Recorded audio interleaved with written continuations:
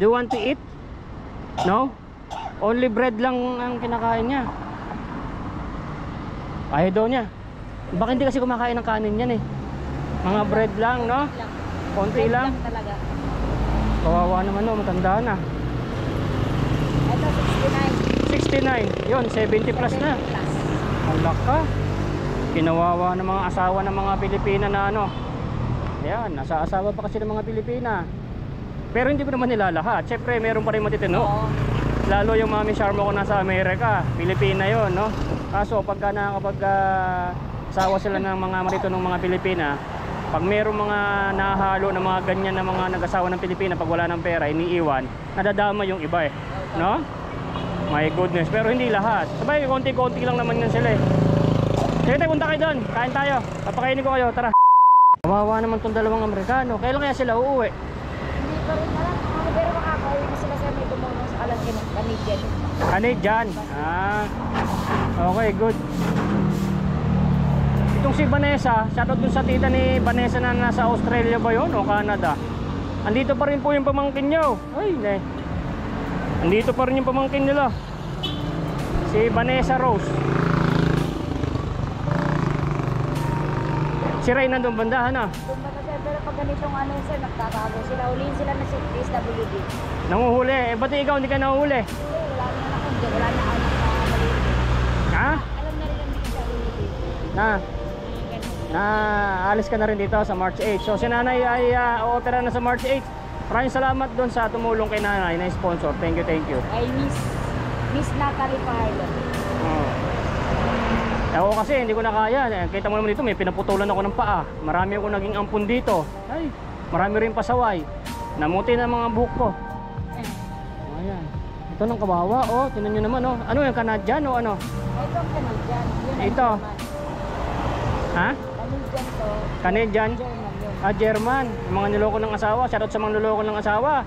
Pag wala ng pera ang mga foreigner, iwanan nyo na. No? Pag ikaw ba nag-asawa na ng ibang bansa, iwanan mo rin pag wala ng pera? Hindi. Hindi. Ano ka? Eh, biruin mo, kawawa naman to, oh. Alak ka. Ano ang buhay? Biruin mo, kaya kayo mga Amerikano o saan kayo mga bansa, huwag na kayo mag-asawa ng Pilipina na magiging ganyan din buhay nyo. Ay, ne. Sa asawa ng mga Pilipina, no honey, no money. Ay, hindi, no money, no honey. Sabi nga, ano. Ako, nagisip na.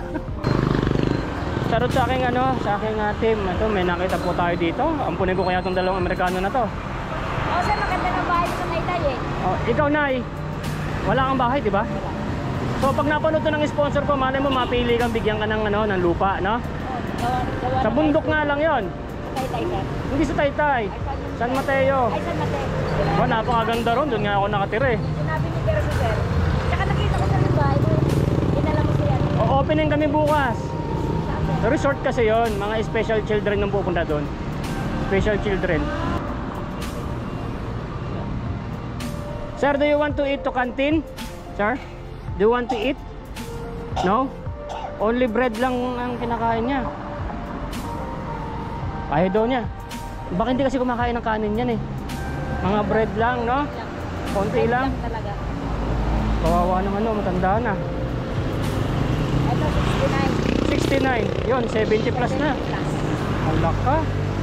Kinawawa ng mga asawa ng mga Pilipina na ano. Ayan, nasa asawa pa kasi ng mga Pilipina. Pero hindi ko naman nila lahat. Siyempre, meron pa rin matitino. Oo. Lalo yung mami Sharma ko nasa Amerika, Pilipina yon, no?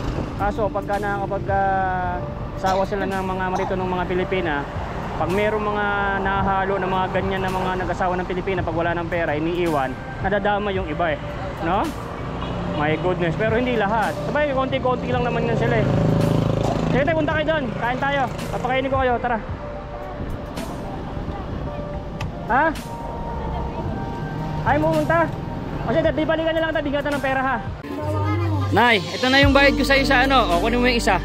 Isa muna, iyan o. Tapos, isa pa, di ba? 4 dapat na sardinas eh. O, yan. 3 na. Pang-4 na sardinas. O, okay na.